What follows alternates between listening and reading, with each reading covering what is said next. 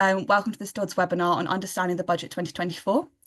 I'm Fionnuala Quinn, and I'm a Senior Political Consultant here at Dods, covering the housing, communities and local government brief.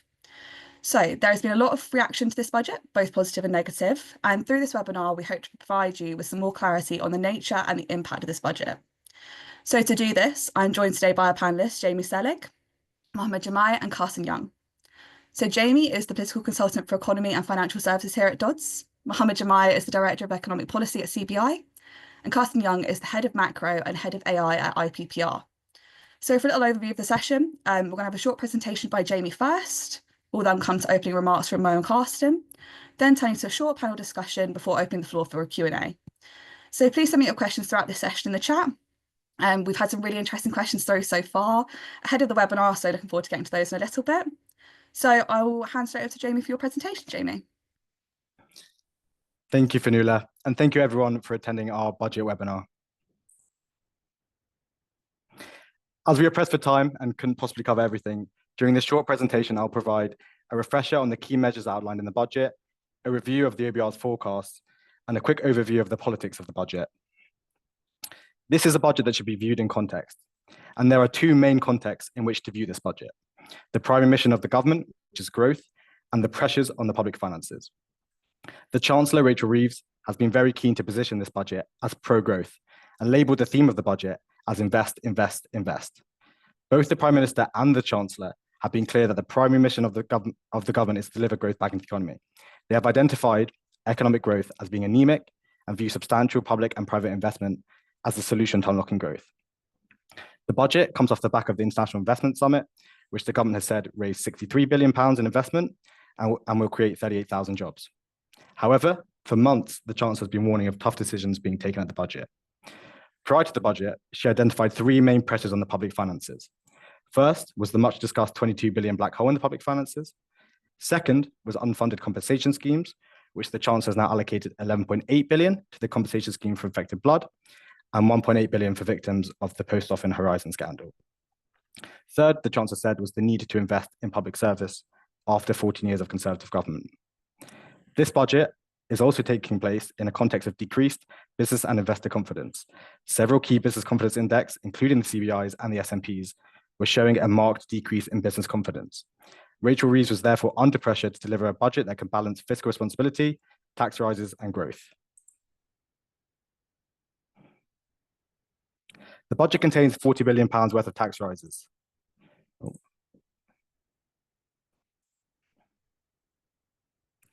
Sorry, I've just shared the wrong screen there.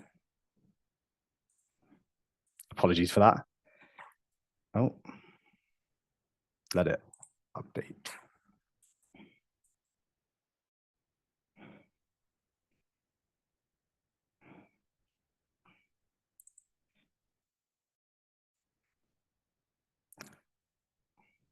We'll just continue without it, and when it updates, we can get it back. So the budget contains about 40 billion worth of tax rises, and it's the second biggest tax raising budget on record.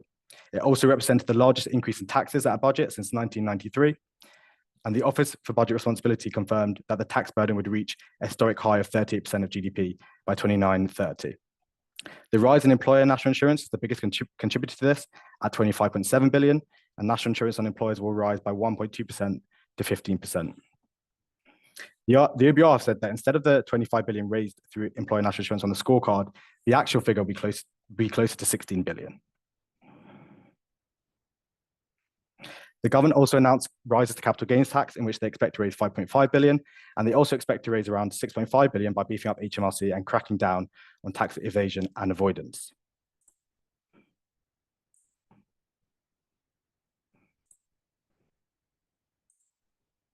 Oh, finally.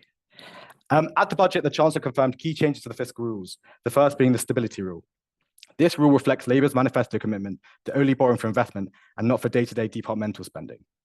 The government have also said that this is a budget to fix the foundations, and as mentioned previously, the government have identified a surge in public investment as the solution. This investment has been aided by the change to the fiscal rules.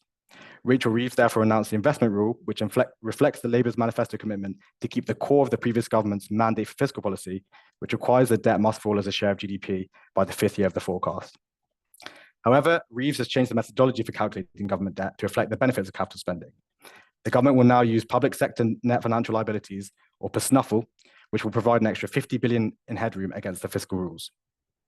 The government have said that the investment rule is to be supported by institutional guardrails to ensure this investment is value for money. One notable feature of this budget is just how heavily spending is front-loaded in the first 2 years. Day-to-day public spending is set to rise by 4.3% this year and by 2.6% next year, but only by just 1.3% in the last 3 years of the Parliament. In total, this budget increases spending by around 70 billion. And there are two main views on the motivations for this front-loading. Front-loading may present an opportunity to fix temporary problems and make notable improvements quickly. And one area the government says it's doing this is in the NHS, where they say that productivity improvements are coming that will help bring down waiting times. However, front-loading also helps to address immediate pressures, such as the issue of the black hole and the compensation schemes, which the government sees as temporary pressures. The more cynical interpretation is that this front-loading is really motivated by the need to comply with fiscal rules. However, whatever the motivations, there are inherent risks to front-loading. The rush to spend quickly risks spending inefficiently or budgets being underspent. This is particularly the case with capital spending, where capacity limitations make it hard to ramp up spending fast. This may lead to underspends or budgets being passed on to other years. Capital spending is heavily front-loaded, with the last 3 years seeing far less in spending than the first 2. Despite all the extra tax and despite the tight spending plans after 2026, the public finance numbers are still quite tight. The new fiscal rules for borrowing and debt are still only met by small margins. The OBR has confirmed that the government is on track to meet its stability rule and investment rule. The current budget would be in surplus by £10 billion in the target year 29-30, and both those rules are to be met 2 years early. However, these numbers include the temporary 5p cut in fuel duty being allowed to expire, and the likely failure to reverse this cut would cost around 5 billion against headroom, therefore leaving only around 5 billion in headroom left. However, both the Chancellor and the Prime Minister have said there will be no return to austerity, and the Chancellor has recently defined austerity as real-term cuts to public services. Whilst the IFS has estimated the government needs around £9 billion to avoid those real-term cuts to some government departments. Additionally, the OBR has revised up its view of likely debt interest payments by about 12 billion a year compared with its March forecast, largely because of higher borrowing, higher inflation, and higher interest rates resulting from decisions taken at this budget. So the IFS projection suggests that some tough decisions on tax and spending may be coming.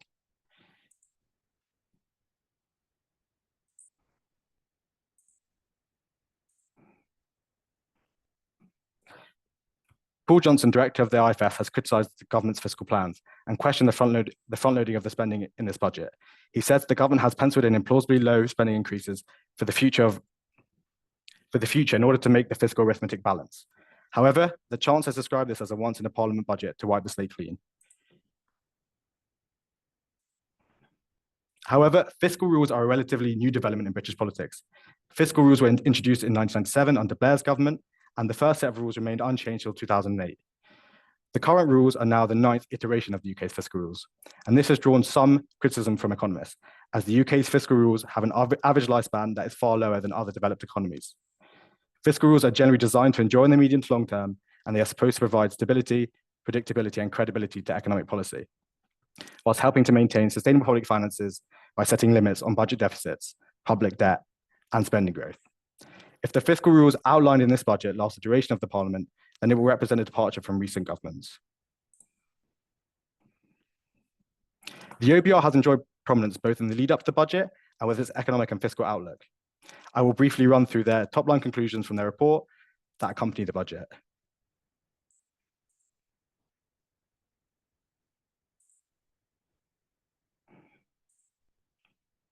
First, we can look at the headline, spending, tax, and growth. Spending is to rise by 2.1% to 44.6% of GDP, and tax as a share of GDP is to rise by 1.1% to 38.1% of GDP, which is the largest tax burden in British history, whilst the biggest change comes with borrowing, which is to rise by 40 billion to 79 billion by 28-29 compared to the previous forecast. The OBR says that as a consequence of the increase in borrowing and government investment, they expect there to be some crowding out in business investment, and therefore the net impact of policy at this budget lowers business investment. The OBR have said that they estimate there is little extra capacity in the economy and that real business investment is expected to fall 0.6% as a share of GDP from 23 to 29. The OBR have said that this budget has some inflationary effects. However, annual CPI inflation is expected to remain close to the 2% target throughout the forecast period. The OBR says that it does expect a temporary rise from around 2% this year to an average of 2.6% CPI inflation in 2025. The OBR said that this is driven by high gas and electricity prices and the direct effect of the policies announced in this budget. The OBR says that budget policies increase CPI inflation by 0.4% in 2025-26 and 0.3% in 26-27. As a result of the budget, the OBR have increased their bank rate and gilt rate forecast by 0.5% on the March forecast and 0.25% on the pre-measures forecast. The OBR have said that the Bank of England would be expected to act to bring inflation back to target over the medium term, which will lead to less aggressive rate cutting. According to the OBR, the budget will provide a temporary boost to the economy.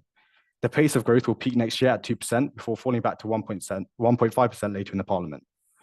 The OBR have estimated that the budget has a broadly neutral impact on potential output by the 5-year forecast horizon, but if sustained, would deliver a net boost to the supply side of the economy in the 2030s. Finally, the budget did cause some controversy politically. In the run-up to the election, the Labour Party pledged it would not put up income tax, national insurance, or VAT on working people. The government have received some criticism around this as a result of the employer national insurance rise. The government are insistent that they have not broken their manifesto commitment as working people do not see increased taxes on their pay slips. However, the OBR said that in the short run, they expect firms to pass on 60% of the high costs to workers and consumers via low wages and high prices. And in the long run, 76% of the total is passed on through lower wages. Both the Chancellor and the Chief Secretary to the Treasury have acknowledged the OBR's conclusions that the rise will in some ways hurt working people. As a closing observation, some things to look out for in the immediate future are the Chancellor is set to give her Mansion House speech on the 14th of November, and it has been speculated that she will use the speech to address pension reform. The Chancellor has been looking at the Canadian Maple Lake Combined Pension Investment Scheme and has shown an interest in combining the fully funded and fragmented local government pension scheme to catalyse investment into UK infrastructure projects. It will be interesting to see as well how funding is allocated in the spring spending review next year to see if further departmental top-ups are coming or if there are some cuts to government spending. Thank you. Lovely. Thank you so much, Jamie. We'll go over now to Mo for his opening remarks. Thanks, Finola, and thanks, Jamie, for that presentation.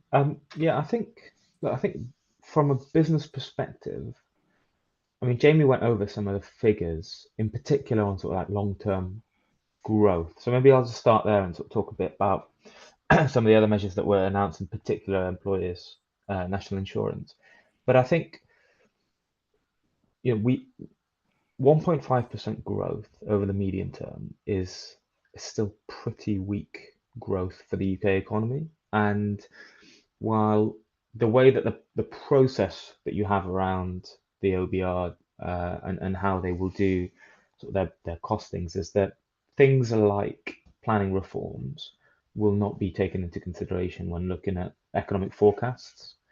The OBR have a process with the Treasury where the Treasury would have their sort of policies, they get sent across to the OBR, and the OBR will look at some of those and not score them to say what the impact on the economy might be. Planning and other regulatory changes are likely, generally, they won't be scored. So one could argue that the OBR is being somewhat pessimistic by saying in 5 years' time, on average, we'll grow 1.5%. So there is potentially some upside potential there.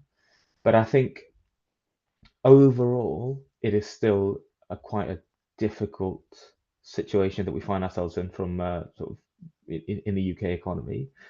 And I think the other thing to add is, as we've just talked about, business investment is not growing over the forecast period. So business investment is due to fall. Part of that is because there is just not that excess capacity for in the economy. So when government takes on this big spending program, business, like something has to give, and it's the business investment that then has to sort of give way, and that's a crowding out that's occurring there as well.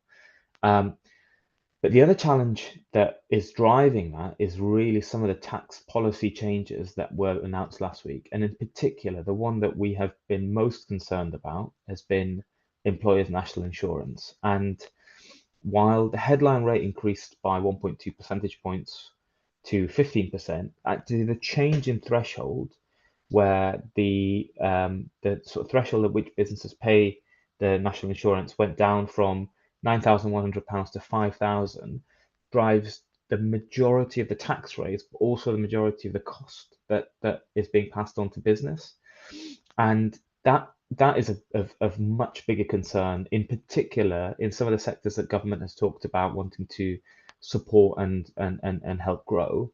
And what I mean by that is when you look at there are a couple of sort of interactions. When you look at what that means in terms of the cost added per employee, the employees that see the biggest sort of increase in cost from a business perspective is actually those on the national minimum wage. So if as an employer you're looking at it's basically a disincentive to take on more workers, in particular at the lower income brackets, because the proportional increase you see in national insurance far higher for those than for those on the median wage and above.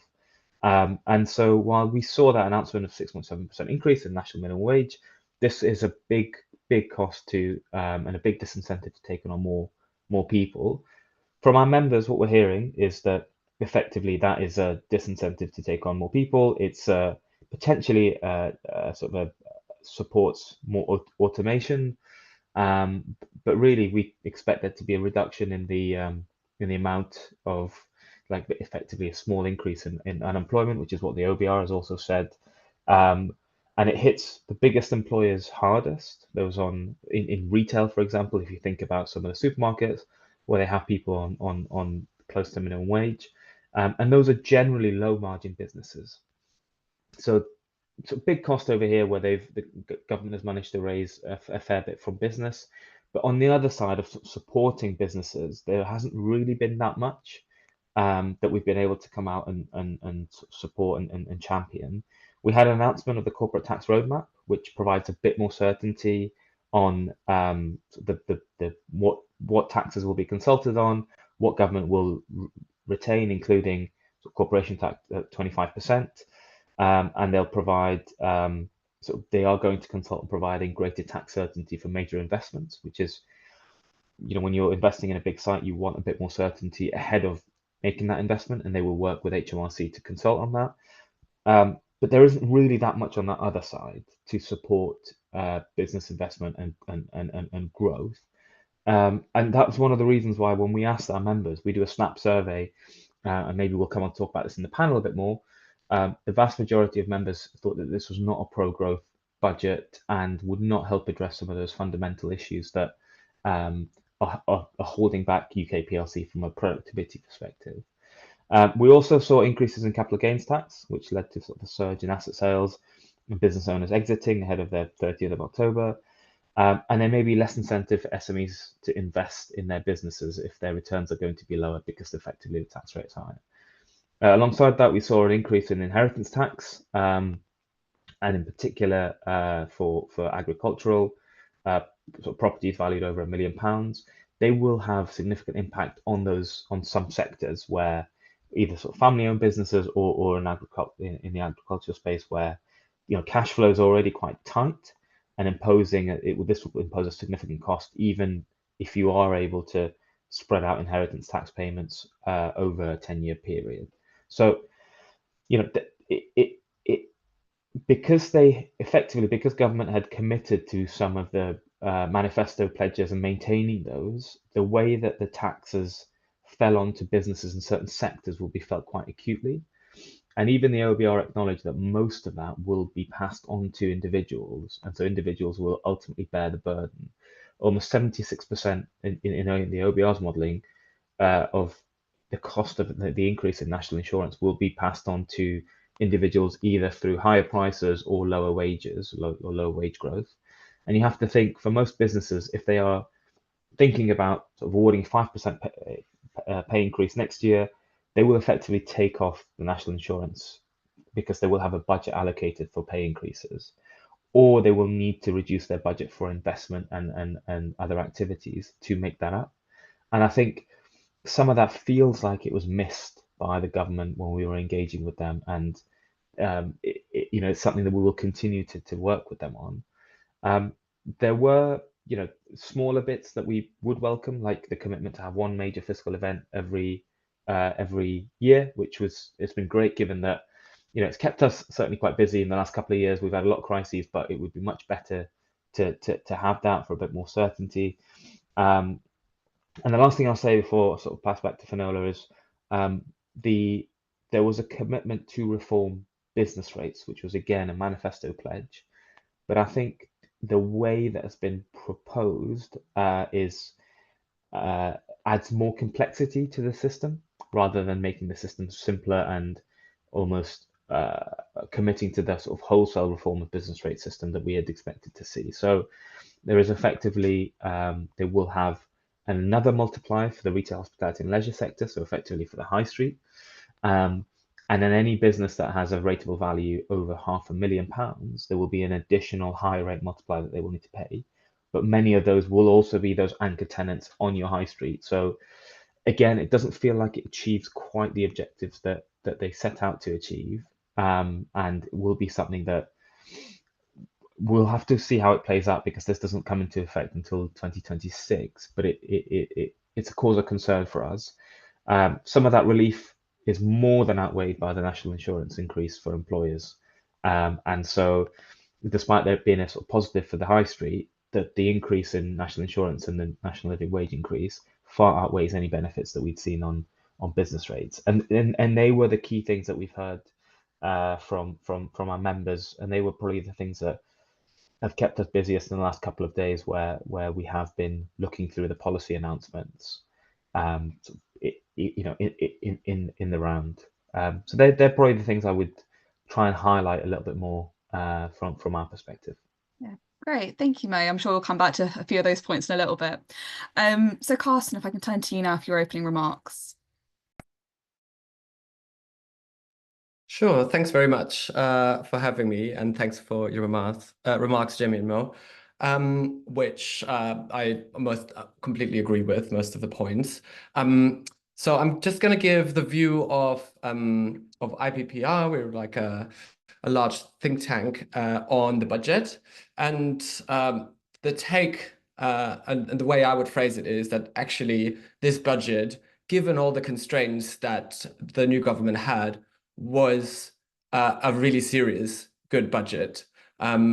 It feels to me that this is actually, a grown-up approach that actually tries to fix problems, of which there were so many, rather than sort of brushing them under the carpet. And I'll get a bit to what I mean by this.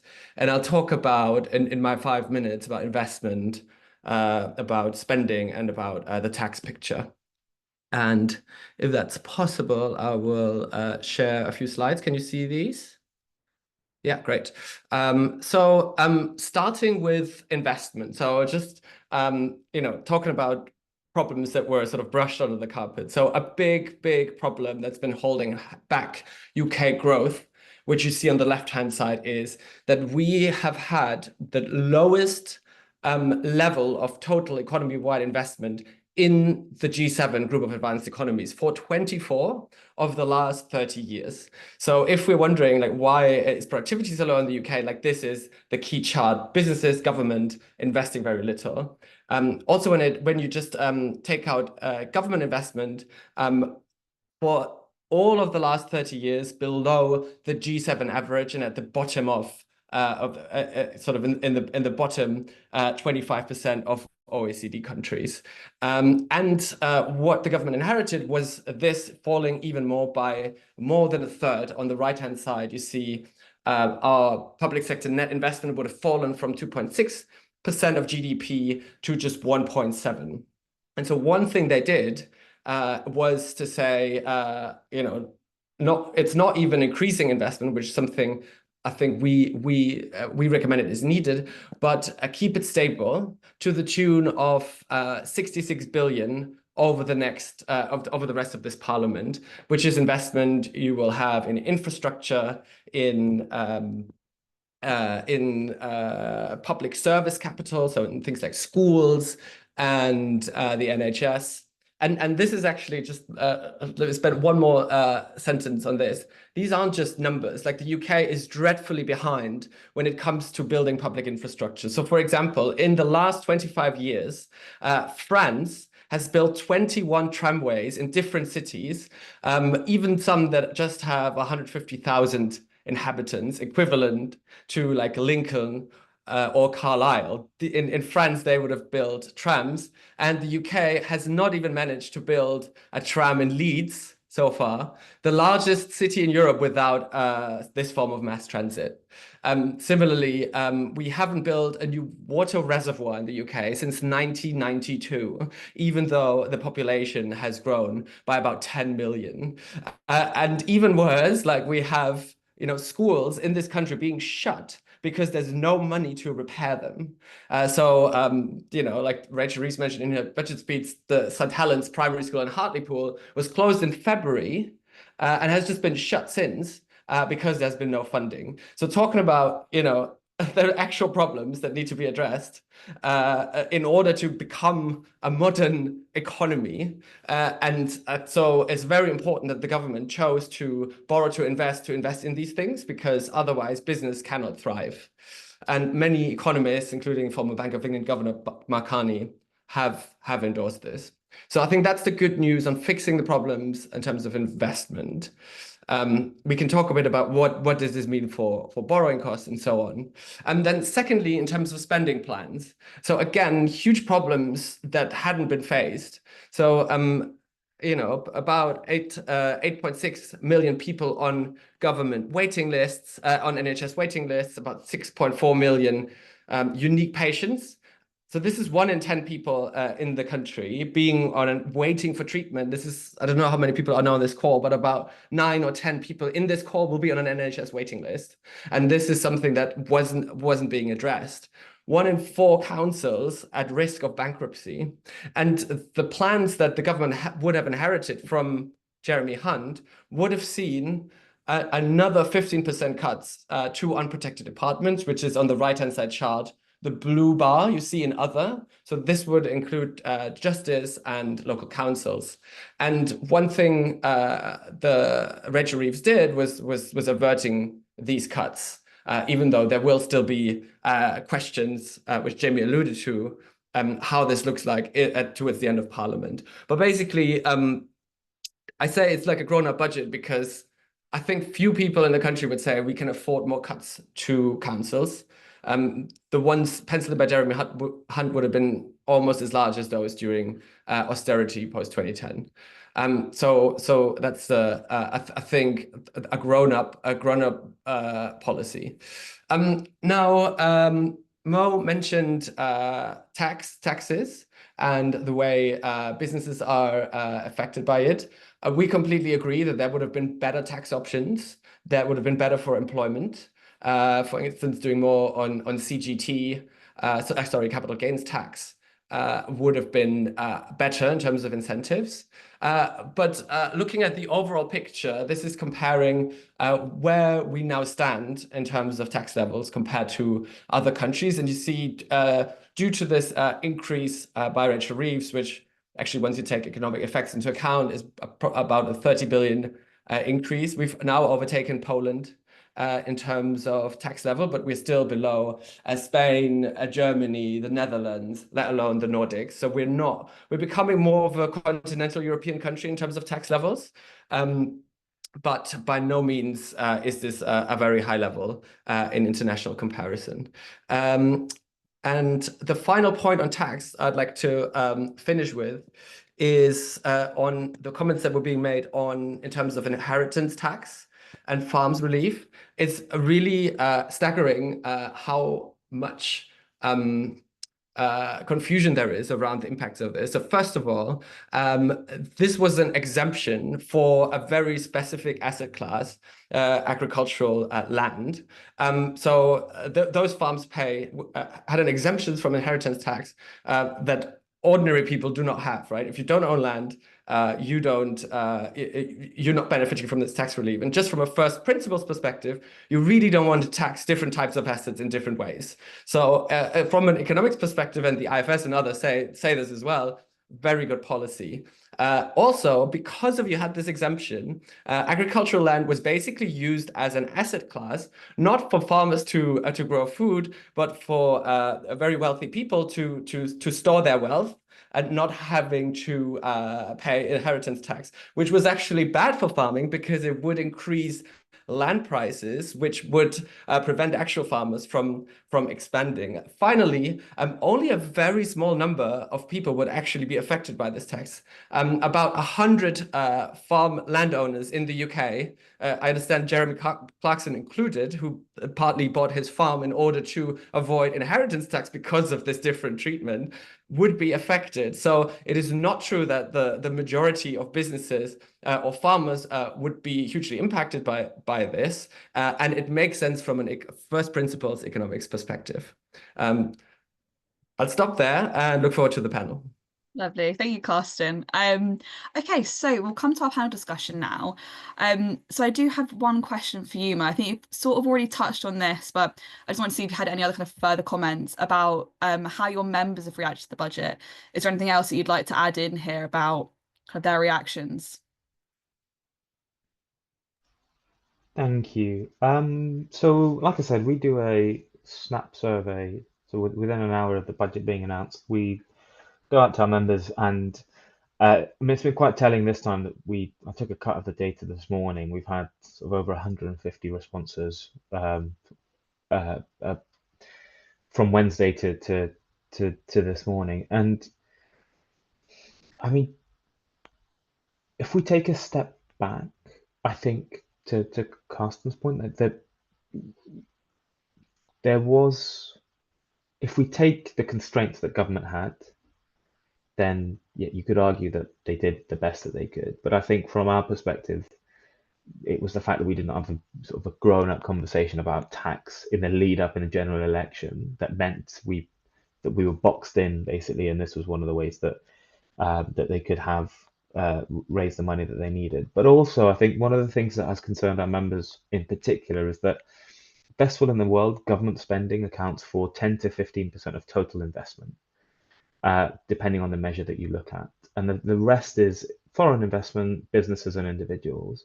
And so government spend cannot make up the business investment that's needed, or the investment in total that's needed to take us from where we have been, which has been a dire situation of us being the worst performing across the G7 since basically the turn of the century, to I think to being anywhere in the middle of the pack or leading it.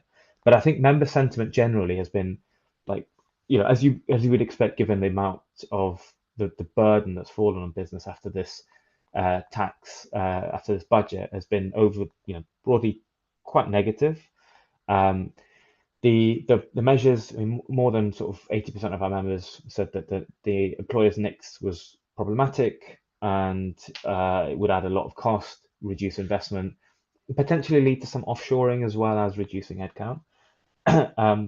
But then the increase, coupled with the increase in the national living wage and minimum wage, which is about a third of our members said that again just makes it quite difficult, given that we had a bumper increase in those rates last year as well. But then also we sort of talked a little bit about the capital gains, in particular for some of our smaller members and those family-owned businesses. But what members felt that they could welcome was a bit more of that predictability around the corporate tax roadmap. And in particular, there was a small uplift in the R&D sort of budget that government has. It's about 20 billion for next year now. That's been set, and again, that does support and help crowd in business investment. So that was welcome. There were also announcements made around the reform of the apprenticeship levy, which is quite rigid at the moment, to the Growth and Skills Fund, or Growth and Skills Fund, and that was quite welcome in terms of the commitment that was made at the general election, but then they're also now starting to follow through on that. But those points, I mean, the corporate tax roadmap is basically providing a bit of forward guidance for businesses on tax or taxes that businesses pay. It does not do anything to take the sting out of additional costs, in particular, given that we've had about 25% additional cost increases since 2021 as a result of the war in Ukraine and other global factors. You know, the things that businesses have welcomed has been a bit more certainty and a bit more stability. But that doesn't still take away from the fact that now we are going to be faced with additional costs that businesses will have to bear to some extent. But much of that will be passed on to individuals through price increases or lower wages. Thank you. I don't know, Carsten, if you'd like to comment on anything there. I could see some nodding and some thinking, so I don't know if you've got any comments on that. Yeah, nodding on the point that the tax issue could have been approached more head on, like any chancellor that is serious about not crippling public services would have had to increase taxes for the reasons I mentioned earlier. And we knew this at the time of the election, and because of political pressures, I imagine this debate wasn't had openly, neither by the Conservatives nor by Labour. So I think both parties are guilty of that. So I agree with that. Ideally, if we had a more transparent discussion, maybe we'd have slightly better tax reform with this budget, even though, again, I think some things are really good, including capital gains tax, which actually we've done at IPPR some research on, that it isn't the tax that is most important for business decision. And if one wants to encourage entrepreneurial activity, which is very important, other programs and types of tax exemptions are much more effective than having a low capital gains tax. So it's quite disappointed that they didn't lean more into this. And I agree with most points that these costs for business do increase. I would say though, first of all, in the grand scheme of things, we need to look at the whole package. Growth been revised up for 2025 by 0.5 percentage points. So high growing economy is of course good for businesses, and that will be the counterbalance to slightly higher costs. Then secondly, on the minimum wage, while I totally hear that this will cost businesses, again, we need to look at the broader effects of this being a really important policy to address inequalities in the labor market that can, research has shown, actually be good for growth and don't necessarily reduce employment. So for a long time, people thought higher minimum wages would be bad for employment. If you have a growing economy, that does not have to be the case, and it is good for addressing cost of living concerns. So totally see most points, but I think if you take the broader picture, I think businesses could still do well out of this, especially because growth is forecast to be higher in the next years. Lovely, thank you. I'm going to ask you one more question before we come to the audience Q&A part of our webinar today. So what impact is this budget likely to have on departmental spending and on the government's manifesto pledges? Again, we've sort of touched on this, but if anyone has any more thoughts they'd like to share, I'll hand over to anyone who wants to speak.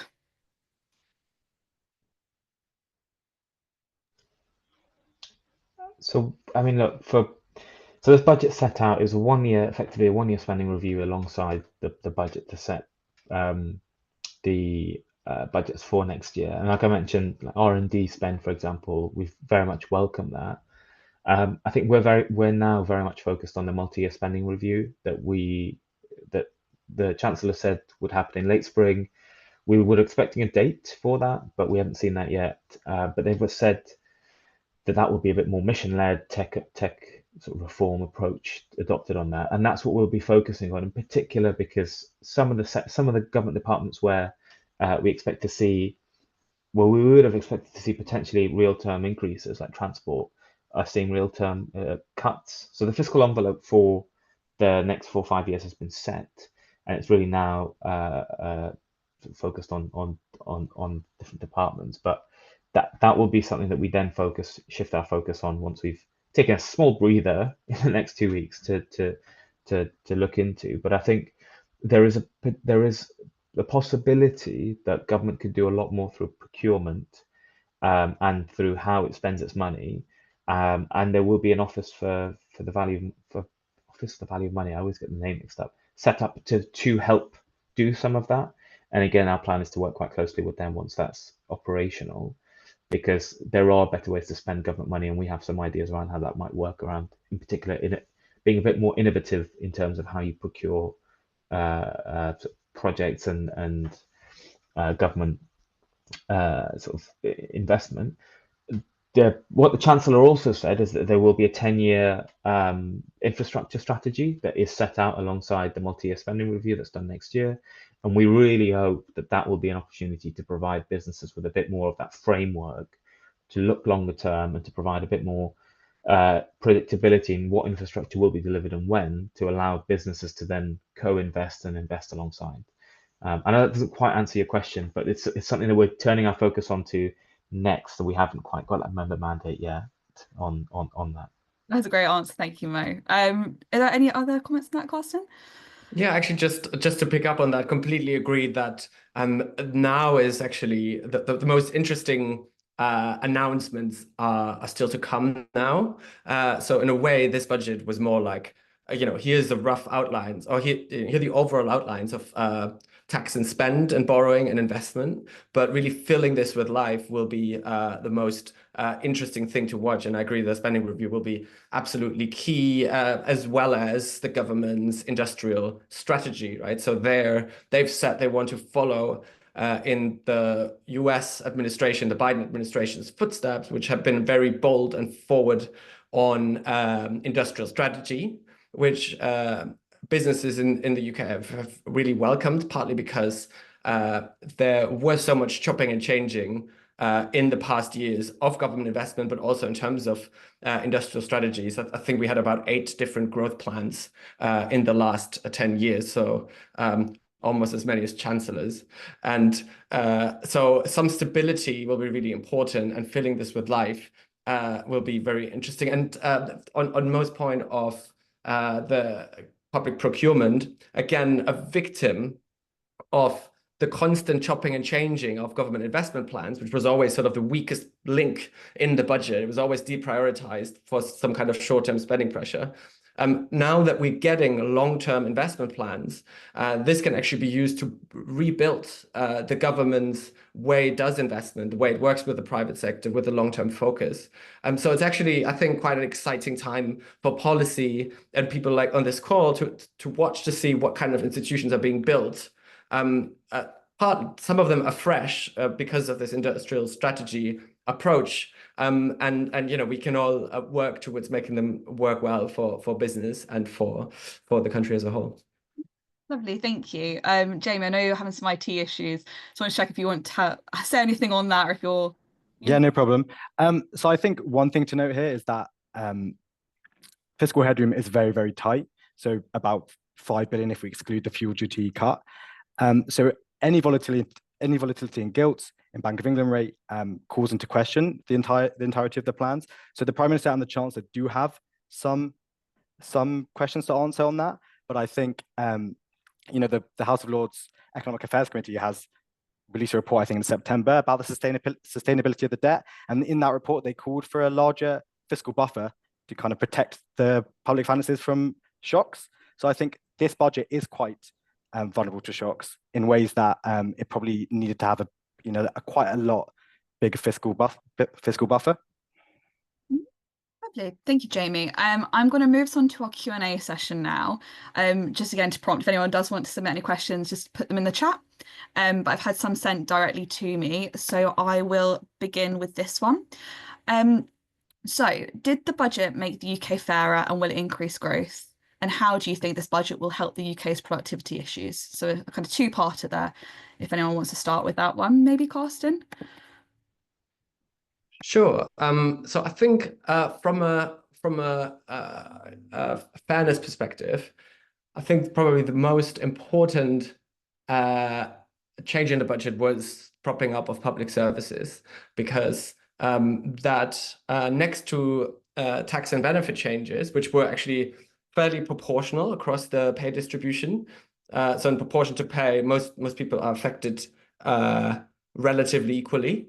It's basically the hopefully improved access to public services that will make a big differences. So things like reopening schools that have been shut down, investment in the NHS, which people on lower incomes are disproportionately more reliant on NHS services. So really addressing this, I think, is the big fairness story in this budget. Also, increases in investment are potentially the biggest single thing that the government can do to address regional inequalities, which the previous government, or actually the two governments before the previous Tory government, so the Boris Johnson government, had the levelling up as its objective, but there was never any money behind it. So not really much happened. So this, and again, remains to be seen where this money is being spent, which we'll see in the spending review. But this is a huge opportunity to level out more the inequalities between regions. And then just a quick point on the productivity. It's quite interesting that the OBR found that short-term growth will definitely go up thanks to basically a demand stimulus, some more spending by the government, including more short-term borrowing to spend and invest. In the medium term, basically the jury is out how much productivity will increase. So the OBR basically conservatively says, we're not sure, depends on how you spend the money, how you spend the investment. And basically the proof will be in the pudding. It depends on whether the government spends the public investment well. And again, it will depend on the institutions they'll build around this type of procurement. Mo talked about how they work with the private sector. So it could be very good for productivity, but it's not a certain deal. So we should all work towards helping them. Great, thank you, Carsten. Mo or Jamie, do you have any thoughts on that, or do you want to move on to the next question? Go on, Mo. I think so. I mean, look, I think Carsten's talked about some of the sort of impacts. I think I sound like a broken record about national insurance, and from a business perspective, I think there is some really good analysis that shows the relative increase in cost of taking on people at different sort of income deciles.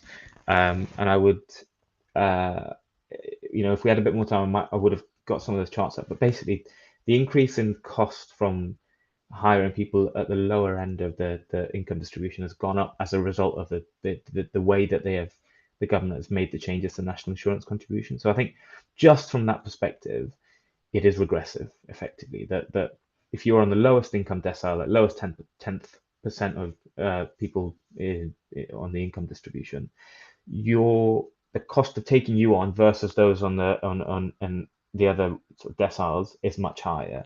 So I think just from that perspective, the way that has fallen is regressive and is unhelpful. That's not to say that the increase in national minimum wage that we talked about isn't good for those people, but generally it makes it relatively more expensive to take those people on. But then, as Carsten said, it just really depends on how they invest the money, where that goes, whether, as Carsten said, Leeds will ever get a tram system. Like I don't live, I grew up nearby, and we've talked about this for 20 years. Some of these things will be really dependent on regulatory changes or changes like planning to enable, like they are the enabling regulatory changes that make this happen. And if that doesn't happen and we can't get past that from whether it's local authorities or others who hold that out, and the investment doesn't go to the places it should, I think that can be a real, regional inequality will continue to be exacerbated. So I think some of that definitely depends on other action the government will need to take to make that happen. But we'll have to wait and see. And while growth might be higher this year and next year, it's still 1.5% is still, I keep saying, it's dire for the UK economy. It is, we might not be the worst performing across the G7 on growth, but it's not something to shout about.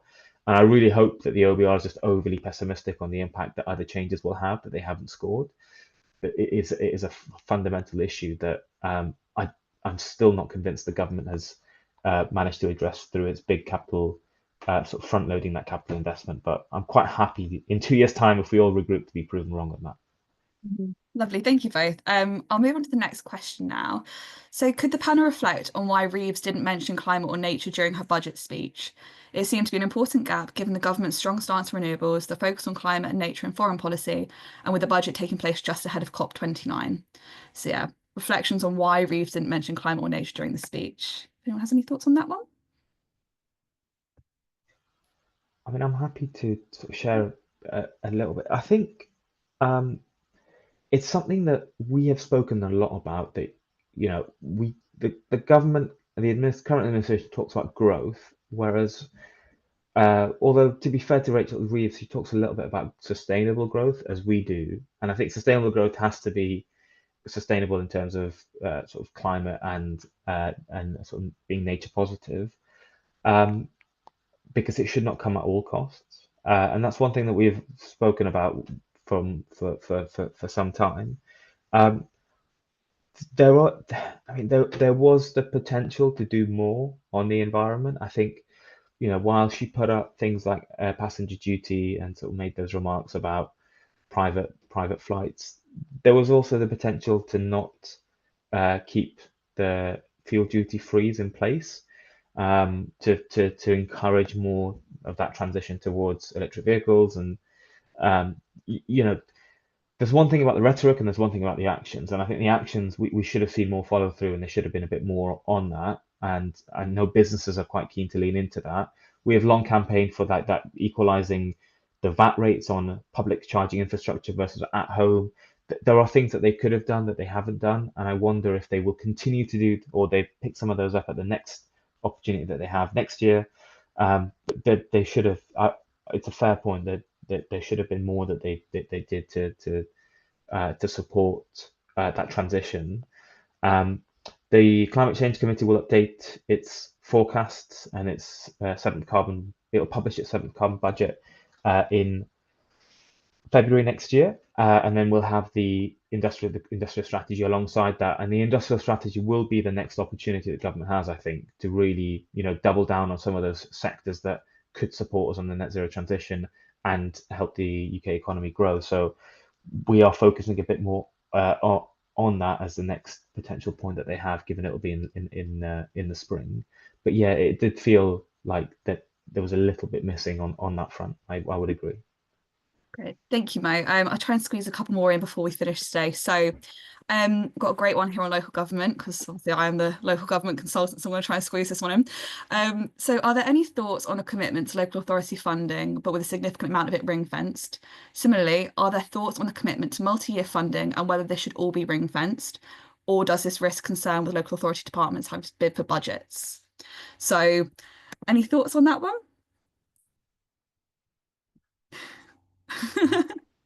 No. Yeah, I think for us, it's a tricky one Yeah, to comment on, given sort of the view that we take on yeah. these. That's fine. Jamie, have you got any thoughts on that? We can move on if not. No, no problem. Okay. So I'll take this one. So, how will the replacement of the non-domiciled tax regime with a residence-based system affect the UK's attractiveness to foreign investors and wealthy expatriates? Any thoughts on that one? Yeah, I can take this one. So first of all, like the UK with this exact treatment of but basically, people living in the UK, working in the UK, but not being taxed in the UK was like an oddity. There were some genuine cases where sort of it made sense, but for the most part, this was like a tax loophole that other countries don't have. And so from like first principles, it makes sense to close this, and this is partly why the Conservative government also ultimately moved on it. But then the second bigger point is when what actually impacts the UK's attractiveness for foreign businesses, and the answer is, of course, the answer is taxes play one factor among many. I mean, the UK still has one of the lowest corporation tax rate in sort of advanced economies.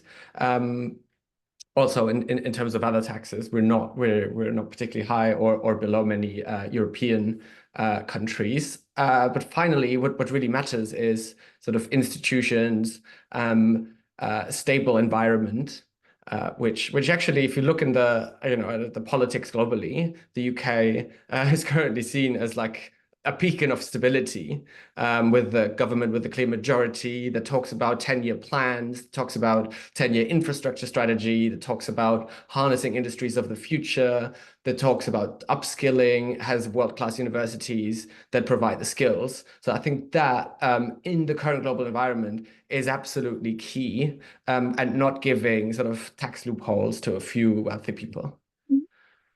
Lovely, thank you. I'll move on to the next question. So, do the panel think that the tax made from VAT on private schools will be enough to tackle the infrastructure issues comprehensive schools face, e.g. buildings, resources and IT? Any thoughts on that one from the panel?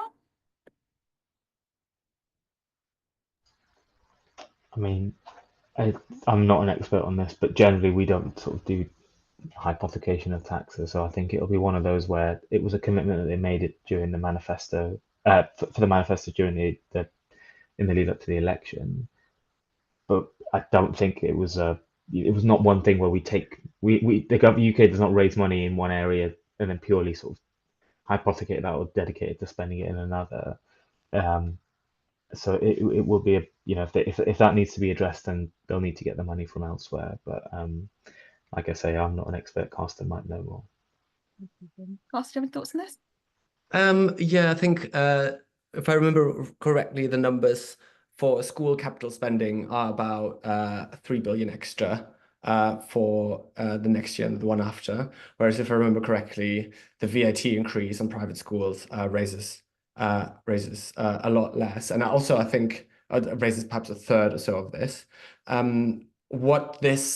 In general, what the tax increases will be used for is more hiring teachers and for day-to-day spending, whereas some of the capital spending is basically, can be paid for by borrowing, including as part of the fiscal rules, partly because, building new schools will increase growth and income over time, and so you can pay the extra debt back from this capital spending over time. But yeah, in short, I don't think the amount would have been enough to pay for all these capital increases. Okay, thank you. Jamie, we've got a couple of minutes left. Just want to check if you have any kind of final thoughts or anything you'd like to say at this point, if you can do it in a minute. So I think we've discussed the general top line stuff with the budget, so the tax, the spending, the fiscal headroom. I think importantly for me, as I'm the political consultant for the Economy and Financial Services and not an esteemed economist like the other two people on the panel, I think the politics of the budget will be very important. So I think there is a view from some that the government has broken some of its manifesto commitments. And I think with the headroom in mind, I think it'll be really interesting to see how the government goes forward. So looking forward at pensions and the spring spending review, how they deal with departmental budgets, especially capital budget. So capital spending is hugely front loaded to the 2 years, this year and next year, and then kind of like simmers off after that. And the government has promised to invest. It'll be quite interesting to see how they deal with that, with the dichotomies of not raising the three biggest tax revenues and their manifesto commitments. Lovely. Thank you, Jamie. That was nice and succinct. So I'll leave it there, then we've got a couple of minutes to go. So thank you to all of our panelists for joining us today, and of course to all of our audience too for submitting all those thought-provoking questions. So our marketing manager will be dropping a feedback form into the chat, and we'd really appreciate everyone's feedback on this session. If you're an existing Dods client, you can get a 10% discount off any additional Dods Political Intelligence product you wish to add to your subscription using the code DODS24. And if you're not an existing client, you can get a 10% discount off any Dods Political Intelligence product you purchase using the code UK Budget 24. So thank you very much. We'll leave it there all. Thank you. Bye. Thank you.